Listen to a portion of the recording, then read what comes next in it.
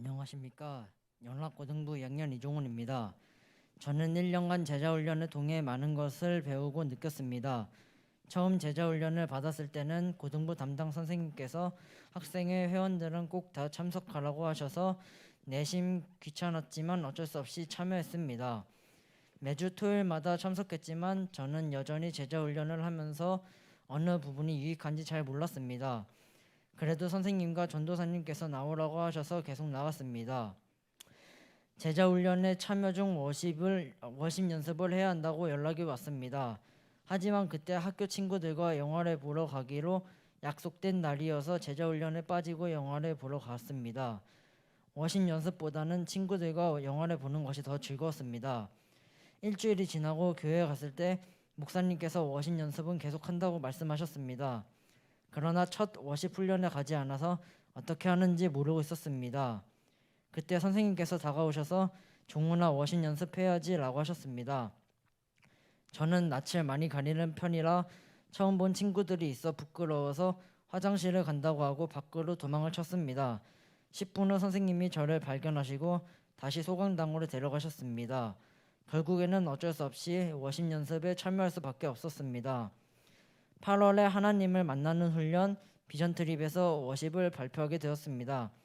발표 준비를 하는데 선생님께서 7월에 바자회를 하는데 그때도 워십을 해야 한다고 하셨습니다. 저는 워십을 하나도 몰라서 포기하고 바자회 때는 무대에 서지 않았습니다. 그러나 비전 트립 때문에 워십 연습을 계속하게 되었습니다. 그러나 4주밖에 시간이 남지 않았고 자신감이 떨어져서 선생님께 포기한다고 얘기하려는 순간 예수님께서 저에게 다가오셔서 종훈아 포기하지 말고 시간이 날 때마다 계속 연습을 해라 하시고 사라지셨습니다. 그래서 다시 용기를 내어 워십을 연습하였습니다. 하지만 이틀 정도 남았을 때 다시 부끄러지기 시작했습니다. 저는 선생님께 포기해도 되나요? 라고 말씀드렸지만 이번에는 포기하면 안 된다고 하시며 밤 9시까지 연습하라고 하셨습니다. 8시 45분이 되는 순간 종훈아 실력이 많이 늘었네 라는 예수님의 음성이 다시 들렸습니다. 저는 다시 자신감을 찾고 기쁨으로 열심히 워십 연습을 했습니다. 일주일밖에 남지 않은 상황에서 집에서도 계속 유튜브를 보면서 연습했습니다. 그러나 좀처럼 실력은 늘지 않았습니다. 그러나 포기하지 않고 꾸준히 연습했습니다. 드디어 토요일 모두 강당에 모여 마지막으로 워십을 맞춰보았습니다. 하지만 역시 동작이 빠르거나 느려서 잘 맞지 않았습니다. 그래서 1시간 정도 혼자서 다시 연습했습니다. 1시간이 지나고 선생님께서 조별로 맞춰보자고 하셔서 4명씩 앞에 나와서 워십을 쳐보라고 하셨습니다. 첫 번째 조가 끝나고 두 번째라고 불렀을 때 저는 가슴이 조마조마했습니다. 워십이 시작되고 처음 부분이랑 중간 부분은 잘 넘겼지만 갑자기 멘탈이 나가서 손동작과 발 위치가 틀렸습니다.